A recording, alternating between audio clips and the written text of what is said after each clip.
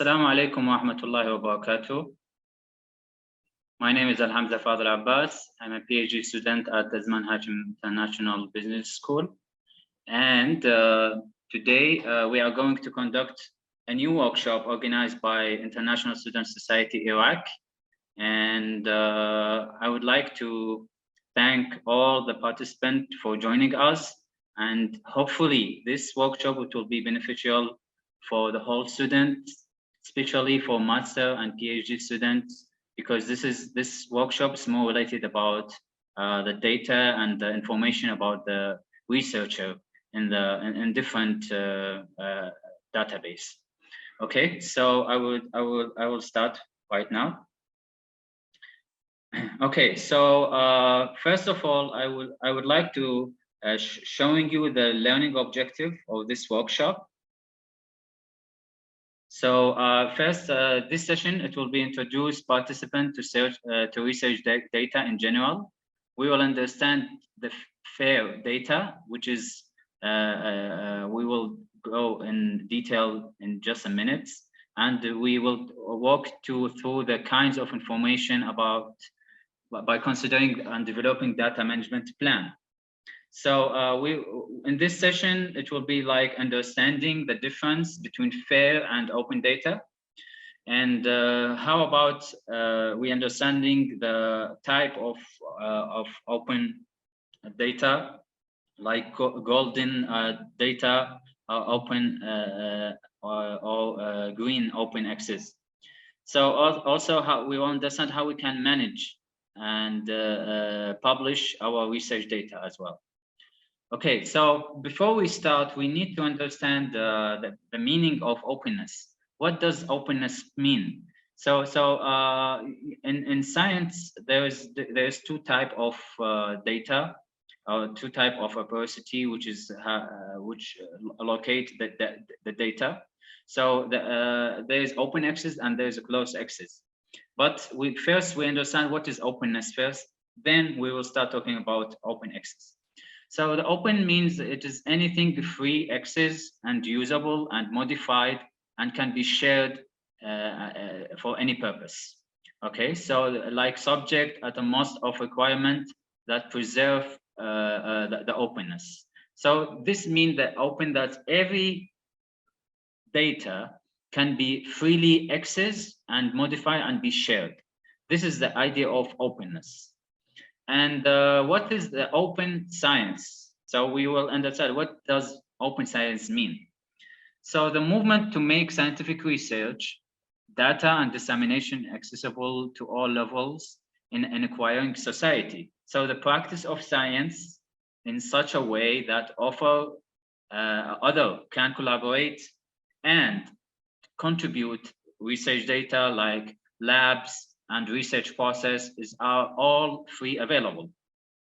And for open science aim is to transform science in a network or using different database and make it accessible for most of the scientists and researchers.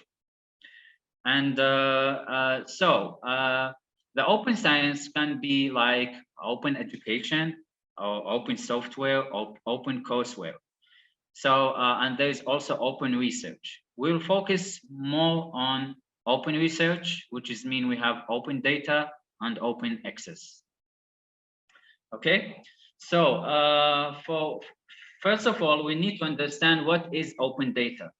So data that is freely available to everyone to use and published as they wish without restrictions, like from copyright, patent, or other mechanism of control. So open data meets the FAIR data principles. Maybe you will ask, what does FAIR mean? So FAIR data principles, it is abbreviation for the first word from these four words. The first sentence for this. So FAIR, that's findable, F, A, accessible, and I, interpretable, and R, it is reusable. So these principles can be used in any open data, in any scientific database. Okay. So now I will go on and talking about each of these four principles to understand it before we start talking about the how you share your data or your research online or in different database. So first, findable. What does findable mean? That means your data can be found and described, and this data can be registered in indexes like Scopus, like Web of Science, and you can find it easily. So this is the first principle should be in findable. So the metadata specifically that you as a researcher, and you have identifier or ID, and if the researcher check your name like using ORCID or using different ID for researchers, when they find your name, that means you're still findable. The second one is accessible. Accessible, it means that the data are retrievable by their identifier, like using standards communication protocol. That means that your data can be accessed. For example, if you want to, if you publish a paper in Scopus or Web of Science, these two platforms or these two database, probably if you have like a university account, probably it will be easier for you to access. So when you enter to this metadata or to this database and you find your name there and your paper over there, that means you are not the only one can be reach your paper. The other scholars and researchers, they can find you as well. So this, what does accessible mean? That means everyone he can enter and find your data. According for interpretable, it's mean that the data is formal, accessible, and shared, and broadly applicable language for knowledge representation. The metadata, it's mean that that vocabulary that allow fair principles can be worked, and the metadata include qualified reference for other metadata. That's mean what does mean is that if your data is available on specific database, let's say for example Scopus database, this data can be interpretable, can be accessed and shared from other scholars as well. Okay, and the last one is reusable. So that's mean your data have the plurality and accurate and relevant attributes, that your data are released with a clear accessible data usage license, that your data are accessed with the preference, and that's mean other students or other scholars, they can use your data. Like what I'm saying is, for example, you make a research, and this research has specific data. You make, like, for example, a quantitative research, and this quantitative research has a sample size and data. So this data, probably some of journals, they're asking for the data before they publish your paper. So these data, it will be available online, and anyone can come and see and make and read it as well. It will be accessible as well, and they can make it, what I mean reusable, it's mean they can reuse your research for their own research and do citations for your own contribution. Okay, good. So what is metadata? So first of all, when I talk about metadata, so I need to go in detail a little bit about metadata. So according to, you can see that metadata divided 4 different categories. The content metadata, that's mean your title, okay? The description of your title, the author, license details, the keyword you use, the identifier, which is called DOI, related publications, what other publications have done the same or the similar to your research. This is contained metadata. The other category, it's called administrative metadata. What does it mean? That's mean principal investigator or project collaborator, anyone who collaborate with you, or if you, who funding you, the funders of your research, and who own the data. You know, sometimes when you have a data, you need to share.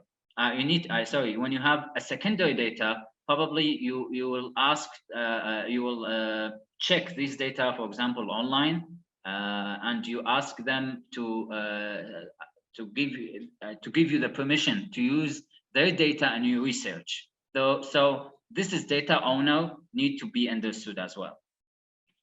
Okay, so according to also technical metadata, which is mean recording date, our focal length, or exposure time, geodata, or any more others. Maybe technical, not very very go in details in social science, but this is what I'm saying is in a general point of view. And the last one is structural data.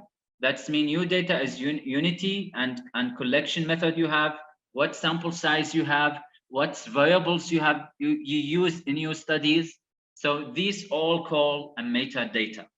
And your metadata probably will be available in any Access database, like like Scopus or Web of Science or Dwaj or other database like Sage, and there's other many database you can they have a metadata of your research. Okay, so this is the principles of metadata. Okay, now we you know, in metadata there's a data management plan. Probably data management plan, it is defined how the data will be created, how will be documented, who will be able to access, where it will be stored, who will pick it up, and so on. And this data management plan, it's recommended and used by the journal policy. So when you publish your paper, for example, in a specific journal, they have their own data management plan. So some journals, for example, they are accessible, they are open source. Then they will manage that your data, so your paper, it will be available in different platforms and in different references as well. So this is the plan that can be used by the journal and the author as well, because the collaboration between the two. Okay, so this is the data management plan, how it's work. And also we need to understand one of the important thing, which is called authentications and authorization. What does this mean?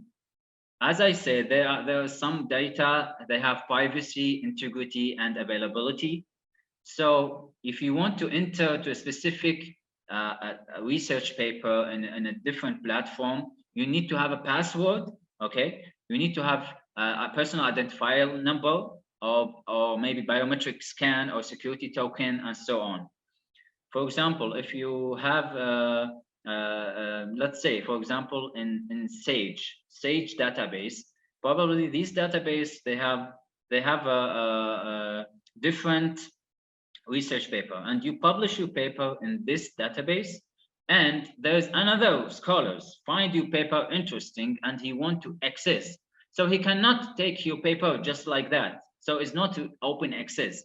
So he need to take the permission. How he take the permission? He need to have a membership in that journal. Okay, so as long as he is a member, he has a password and username, and then he can enter and access to your paper. So this is the authorization and authentication. So these two principles is depend also on the journal policy as well. Okay. All right. So for example, as you see here, this is one of the papers has been published, one of the environment health perspective. you can see the associated data.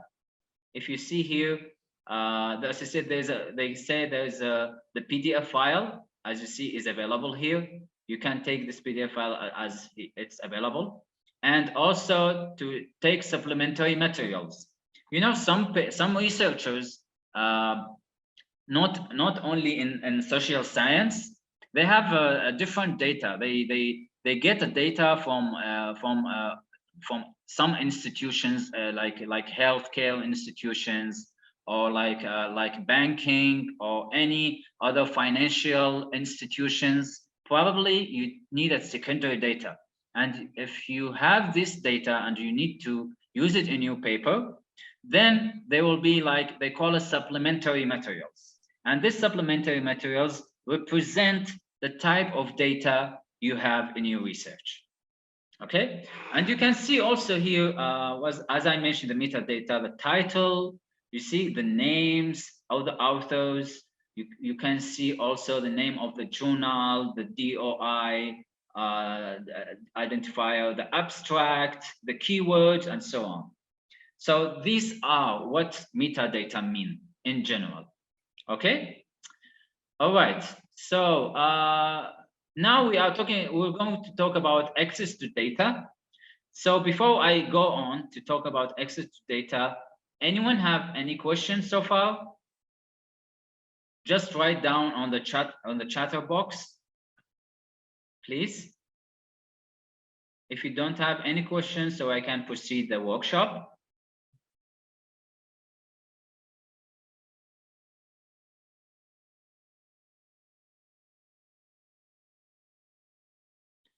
Okay, looks like no question. All right, let's move on. Okay, so access to data, we know that the data can, we have three types. There is open, restrict, and closed. Okay, and as I mentioned, this is very important thing to understand it in research, especially because there's a lot of there's different journals and different platforms. They provide open access and they provide closed access and closed access as well. So, for example, if you most of the researchers, they prefer to get open access. Why? Because they will make their paper more accessible, get more citation, and more recognizable than the closed access or restricted access data.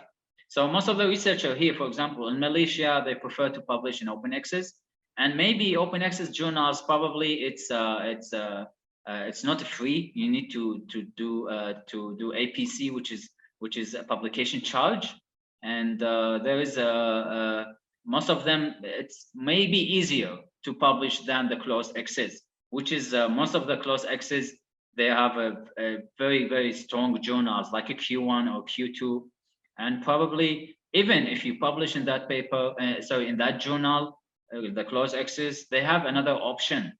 If you publish the paper and you ask to make it open access again, you have also to pay. So this is, we'll discuss this in details just a few minutes. So this is in general idea. All right. So let's move on to, so what is open access? Now we talk about openness. Then now let's talk about what open access mean. So ideally, an open access publication is for anyone to read, download, copy, distribute, print, search for or search within, and use in educational or any other way to limit number of legal arguments. So open access, that means everyone can use your paper. This is the open access in science. Okay. All right. So we need to know why is open data open access important, or why researchers or scholars, they prefer to publish in open access data. First, they want to build public confidence in the process and result of the research, and the research data can have important implication for public policy, And at the same time, you know, we have the research data can affect private interest, like people, their interest in your paper, and opening up the research data, like, and you will contribute. You have more contribution in the scientific, in science, in academia, especially in your field that you are expert in. All right. So this is the most important thing about open access data, and when you want to be accessible, and I think also you need to have like you get more citation. When you get more citation, the H index of you as a researcher will increase year by year according to the citation you get. So when you have open access in an open journal, probably you get more citation than in a closed journal. All right. Good. Let's move on. So as I mentioned, there are two roads or two parts of open access. There's the golden road and there's the green road. What's the difference between the two? As I mentioned, that there are closed access journals, but when you publish your paper, it's possible you make it open access after you publish it. You ask the editor of the journal that you want to make your paper available for others. You have two options: the golden road and the green road. All right. Okay. Sorry for this. All right. So I think our session will end in just 10 minutes. So please, just when end, I will re-enter. Please rejoin the session. I will be appreciated. Okay, thank you very much. All right, so what's golden access mean? So golden access, open access, it does mean that the published work is made available in open access mode, okay, by the publisher immediately upon publication. That's mean after you publish your paper, your paper will be available online. This is the golden open access. So most of the golden open access you need to pay, which is called APC, as I say, article processing charge, before you go on and to activate the golden open access. All right. How about the green open access? The green open access, the publisher work or the final peer review manuscript accepted for publication is made freely and openly accessible by the author or the representative in the online repository. It is available, but it's not available like taking the whole thing or the whole features. Sometimes when it's accessible, that's mean in the golden in the green open access, that's mean you publish final manuscript, but you cannot print or do final draft for the paper.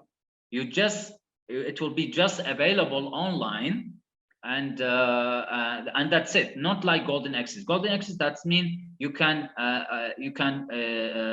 can be open access for everyone. Everyone he can print the paper. You know, there's preprint, as you know, and post print for in publication. So they can print the paper and use it hard copy, not like a soft copy only. So in this, they're using golden access, but for green access, it will be available only online, and it cannot be withdraw or printed. All right. All right. So after we talk about these two types of open access, like the golden and the green, there are other open access journals which we will understanding here. So according to the Directory of Open Access Journal, which is called DWAJ, in April 2019, more than 30,000 journals has been entered to this open access journal. So what does this mean? This means any journal in the specific field, they will be available in the open access journal. You just need to type down like DWAJ, this one, DWAJ, DOAG, and you can check it online on Google, and you will see that if you're looking for open access papers, open access journals, you need to go there and search. They will give you many different open access, so it will be easier for you to find the the suitable journal for you to do publication. All right. So this is the Dwaj is very important. You can check it as well for open access. Also. Okay. Okay. So other open access mode, as I mentioned, there we have green open access and golden open access. There are two other open access can be available. There are hybrid open access, and there's platinum open access. What does hybrid mean? That means journals charge a description or the cost downloading articles, but allow authors to open access to their article by additional payment of processing fees. That means your paper, it will be available online, but if anyone wants to open the access or to get your paper, he need to subscribe, as I mentioned, to be a membership and to download that article. So he need to pay, okay, to get the article. So this is what hybrid open access mean. All right. Sorry. So what about platinum open access? Platinum does not need any charges for subscriptions or fee from the author. Expenses are covered by other means like voluntary work, donation, or grants. So platinum, that means the paper, it will be already open and already and does not need any subscription. It's already free. So you can find this type of journal in different platforms, like in Emerald. They have this feature, platinum open access, and Emerald as a publisher. And I think also in Springer they have this this type of open access mode. All right, good. Okay, so there are different type of there are predatory publisher. That means the predatory publisher. That means hijack journals. Journals are fake or scammer. So we need to take to take this in consideration and to be careful when you're looking for credible and reliable publication. So predatory publisher, you can see that this is a proposition by American librarian. There, Jeffrey Bill.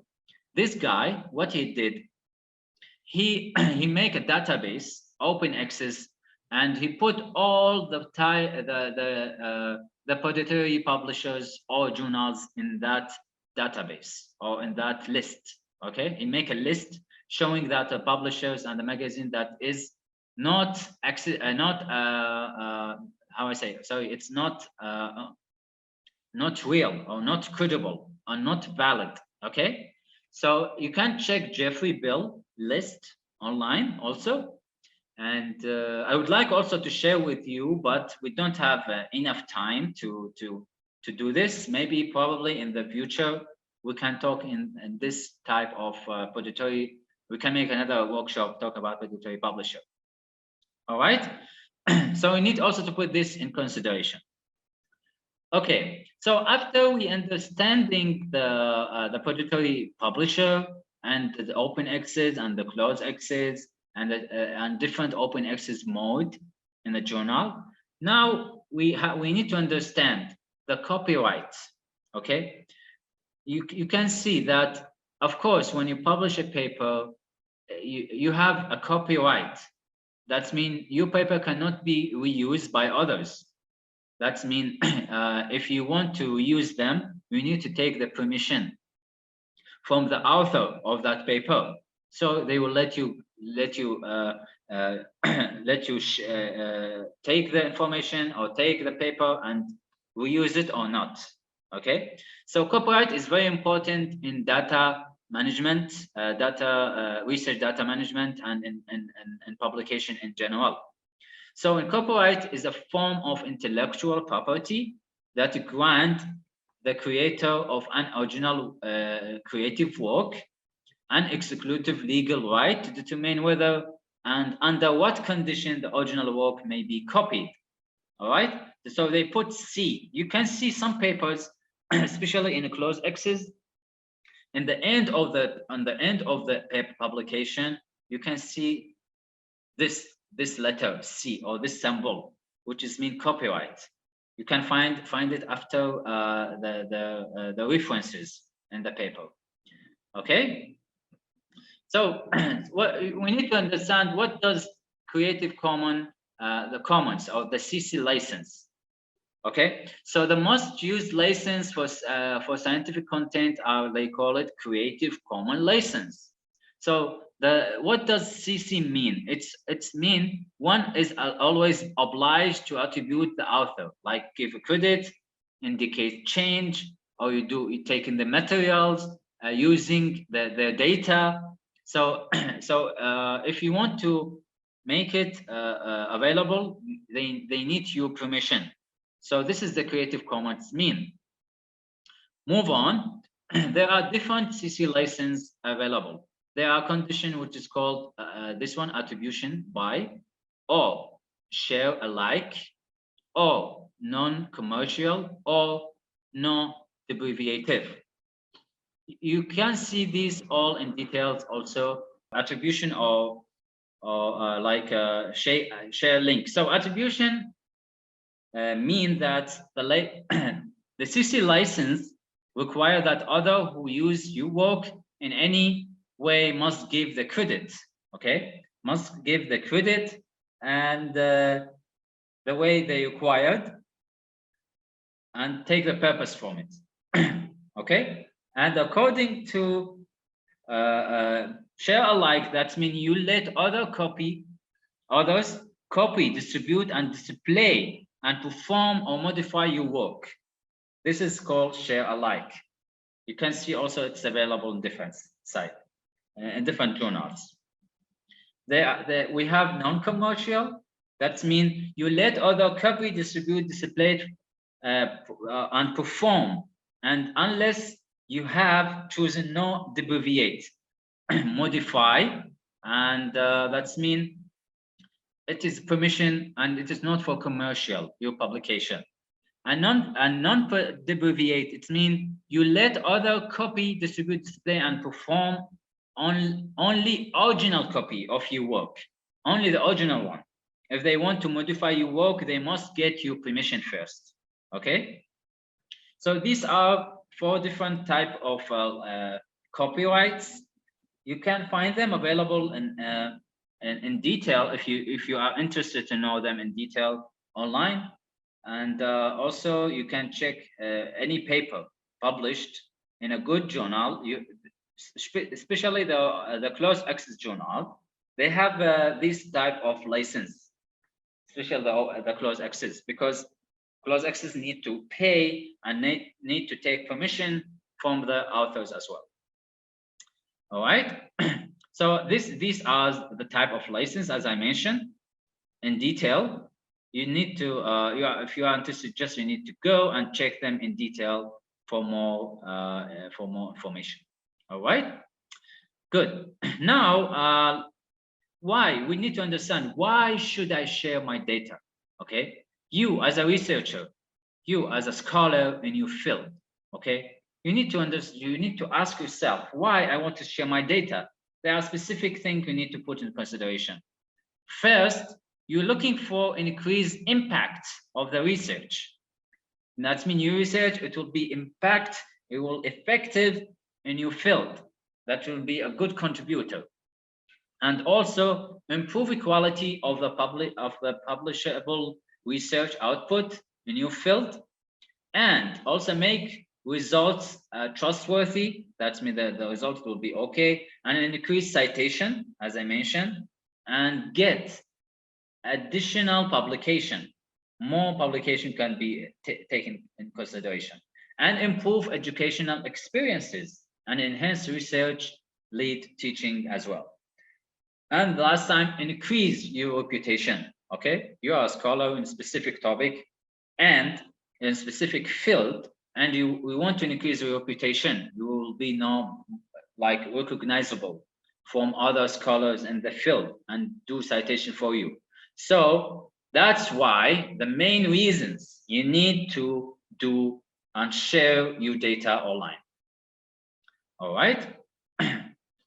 Okay, I will move on now. So how to manage and publish your research data? So the next question you need, why is my data valuable? What is the most valuable? You can see this graph has been used by Larissa Yoronova. She's one of the scholars who built this model and represent the value and complexity of your data or your valuable data. So you can see from downstairs, from down over here, secondary data, and when you go up, there's a primary data. That's mean the value increase when you have a primary data, and you do also qualitative data. Okay, and these are very important in consideration. That's mean they are more valuable and more complexity. Some researchers they depend on secondary data. So secondary data probably it is not important. It's not very important or valuable. No, I'm not saying important. I'm saying more valuable than primary data, because the primary data you created by your own. You go to the field. You go to, if you have an experiment in the lab, or as a physician or as a scientist in chemistry or physics or any other laboratory experiments or engineering and so on, or you are social scientists in different, like in management, psychology, education, and so on. You need to go to the field and collect the data. This called primary data. So the data, when you collect them as a primary, it is more valuable, okay, and it's also more complex, because the complexity here, it will be diverse. And at the same time, the secondary data, if you take a data from let's say financial report, they have already data there and use them in your study. This is less valuable than the primary data. Okay, so you need to understand this also, why the data is valuable in the most important thing. All right. Okay. Also, we need to understand there are some consideration about sharing data. What type of consideration? Okay, there are psychological factors, legal factors, and poor quality factors. For example, some people, when they share their data, they're afraid from psychological factor. What is the psychological factor? That's mean want to publish more papers. Maybe you are worried. I need to make more recognizable. So when you're sharing more, you need that's mean you need to publish more paper to be recognized. And also fear of competition. In your field, there are other researchers, they can compete with you. Fear from replication as well, and time and effort. You need time and effort, and also cost of data. All these called psychological factors when you want to share your data. According to legal factors like data privacy, like restriction from stockholders, project member. So sometimes when you are afraid to share data because they are private and you don't need other to share, unless you have the permission, or they have the copyright, and the people if they want to take you data, they need to take permission from you. And the last thing is poor data quality. That's mean sometimes the data are not really quality data. So you are maybe put in consideration to not share poor quality data. Why? Maybe it's inaccurate methodology. You use a methodology, quantitative, qualitative, or mixed method. This is called maybe the data is not inaccurate results, inadequate data set, and inaccurate and incomplete data set. All these we need to put in consideration before we want to share the data. We need to make sure that our data are accurate. We need to make sure that the data is it private? It is private or not, and also it is time consuming or not. All these are important to put in consideration before we move to sharing the data in different repository, okay, or different database. Okay, so another question put in our consideration as well, we can say, why is sharing your data becoming so important? As I mentioned that like you want to acquire from research consultant and funding, that people, when you're sharing your data, that's mean you get funding from other institutions. You're using multidisciplinary research, people, they can find you, as I mentioned, and increase your impact in academia, or requirement of academic journal, and increases speed and easy of collection, storage, and analysis of the data, and also large scale research project and importance of building professional network of collaboration in your field to be a good and very vital researcher in your domain. So these are the why we're sharing data, why it's important. So we need to take this in consideration as well. All right. Okay, so let's move on. I think yeah. Okay, so where should I store my data? Okay, now we are talking about storing your data. So you need to choose the right repository. Okay, there are different repository. As you see, like you need to share the subject area strength, sharing capabilities like permanent links, or storage limits and time span, reputation in community, allow for versioning, visualizing with, and many resources available online. So, for example, most important in our field, as I know, in my field as a social science in management and marketing, I use Mendeley. I think all you hear about Mendeley. So Mendeley database is important to storing your data over there. So you have to store them in specific database or specific data repository. Okay, there's also Wormbase, there's also PDB, okay, which is called Protein Data Bank. There is also NIMH repository, sorry, and there's Kaggle as well. So there's different data you need to put in your consideration, and you need to follow some in education science, some in health science, and some in social science, and so on. Okay, you need to understand where you are going to store your data. Okay. Okay. Last thing, you need to know, how do I promote and validate my data? Okay, how you want to promote your data?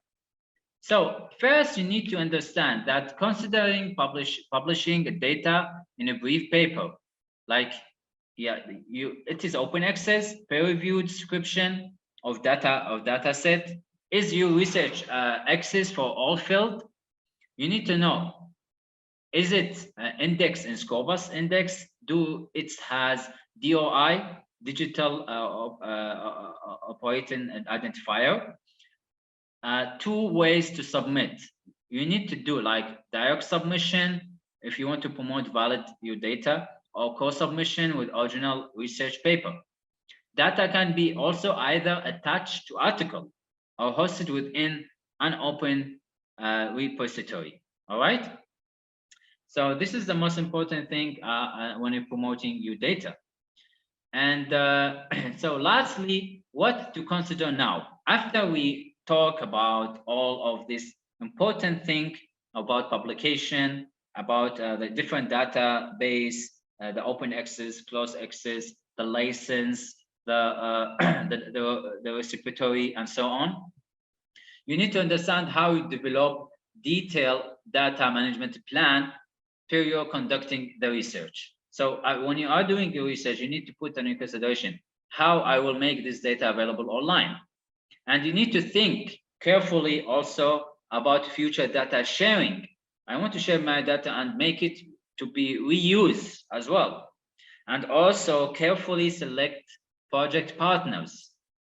That's mean like businesses, co-authors.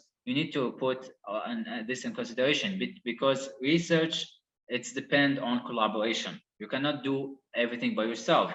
You need other scholars. They have the same field interest, research interest, to collaborate with you and to be to helping you and to publish a good research paper. And also purchasing data. Think about return investment.